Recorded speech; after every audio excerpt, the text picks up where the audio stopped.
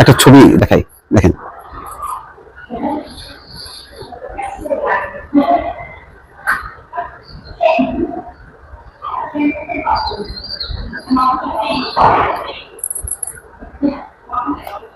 এই ছবিটা আমি বিশ্বাস করি যে জাতীয় শহীদ সেনা দিবস উপলক্ষে রাষ্ট্রপতি শ্রদ্ধা নিবেদন, এবং শুধু রাষ্ট্রপতি না, রাষ্ট্রপতি পাশে প্রধানমন্ত্রী তারেক রহমান তারা দাঁড়িয়ে একযোগে শ্রদ্ধা নিবেদন করেছেন। এই দৃশ্যটা নিশ্চয়ই ডক্টর মোহাম্মদ ইউনূসের জন্য ভালো লাগবে না, কারণ ইতিমধ্যে বেশ কিছু যে খবরাখবর এসছে মানে ডক্টর মোহাম্মদ ইউনূস সম্পর্কে, এটা তার জন্য কিন্তু বেশ বিব্রতকর।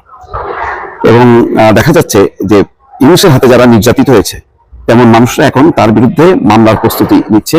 শেখ হাফিজুর রহমান কার্জন তিনি ঘোষণা দিয়েছেন যে ইউনূস সহ উপদেষ্টাদের বিরুদ্ধে 4টি অপরাধে মামলা করবে। শেখ হাফিজুর রহমান কার্জন বলেছেন, ইতিমধ্যে একটা সংবাদ মাধ্যমকে তিনি সাক্ষাৎকারে বলেছেন, কারণ তাকে তারপরে মঞ্জুর আলম পান্না সহ বেশ কয়েকজনকে, আবু আল মাহমুদ খান, তাদেরকে আটক করা হয়েছে। একটা মবের শিকার হয়েছিলেন তারা, তাদেরকে প্রোটেকশন দেওয়ার বদলে তাদেরকে কারাগারে পাঠিয়েছিলেন। এখন এগুলো কিন্তু হিসাব শুরু হবে। এবং দেখেন আজকে কি বলছেন, বিএনপি কি সন্তুষ্ট? বিএনপিও কিন্তু সন্তুষ্ট না তার ব্যাপারে, এটাও আজকে পরিষ্কার হয়েছে।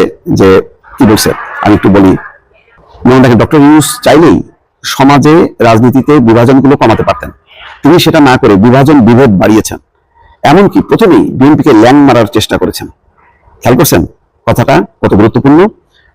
আর মুসলিম লীগের সভাপতি অ্যাডভোকেট মহসিন রশিদ বলছেন, ডক্টর ইউনূসের কর্মকাণ্ড কেবল সংবিধান লঙ্ঘনই নয়, রাষ্ট্রদ্রোহের পর্যায়ে পড়ে, তার বিরুদ্ধে মামলা করব। আব্দুল মুক্তুসা কি বলছেন, যে ডক্টর ইউনূস কখনোই কোনো আইনের প্রতি শ্রদ্ধাশীল ছিলেন না, নিজের ইচ্ছামতো চালিয়েছেন, সংবিধান লঙ্ঘন করেছেন, ন্যূনতম শিষ্টাচার দেখাননি। সৈয়দা আফসিয়া পাপিয়া বিএনপি নেত্রী কি বলছেন, পৃথিবীর সমস্ত পানি দিয়ে ধুয়েও ডক্টর ইউনূস বলতে পারবেন না তিনি নিরপেক্ষ ছিলেন। তিনি আরো বলছেন যে রাষ্ট্রপতির সাথে অন্তর্বর্তী সরকারের আচরণ মর্মান্তিক, এতটা হিংস্র হতে পারে।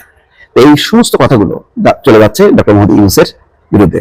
এবং ভাগ্যের কি নির্মম পরিহাস, যখন রাষ্ট্রপতি শাহাবুদ্দিন ক্ষমতায় ছিলেন রাষ্ট্রপতি, তখন ডক্টর মোহাম্মদ ইউনূসের আগমন ঘটে অন্তর্বর্তী সরকারের প্রধান হিসেবে। তারপর তিনি 18 মাস শাসন কাজ পরিচালনা করে তিনি বিদায় নিয়েছেন, কিন্তু রাষ্ট্রপতি শাহাবুদ্দিন থেকে গেছেন, তার মেয়াদ আরো 3 বছর আছে। কিন্তু এই 18 মাসের মধ্যে দেখেন শাহাবুদ্দিন কিন্তু থেকে গেলেন, আর ইউনূস কিন্তু বিদায় হয়ে গেলেন, এবং ইউনূসকে কিন্তু কেউ স্মরণও করছে না। আজকে ইউনূস গ্রামীণ সেন্টারে বসে টেলিভিশনের পর্দায় দেখছেন যে রাষ্ট্রপতি শাহাবুদ্দিন, তারেক রহমান, 3 বাহিনী প্রধান, তারা পিলখানার যে শহীদদের প্রতি শ্রদ্ধা নিবেদন করছেন। এটাও নিশ্চিত তার জন্য খুব মর্মান্তিক একটা শিক্ষা। তার জন্য আরো একটা শিক্ষা, যেখানে রাষ্ট্রপতি দপ্তরের প্রেস উইং বিলুপ্ত করে দিয়েছিলেন প্রধান উপদেষ্টার দপ্তর, ডক্টর ইউনূসের দপ্তর, এবং শফিকুল আলম সম্ভবত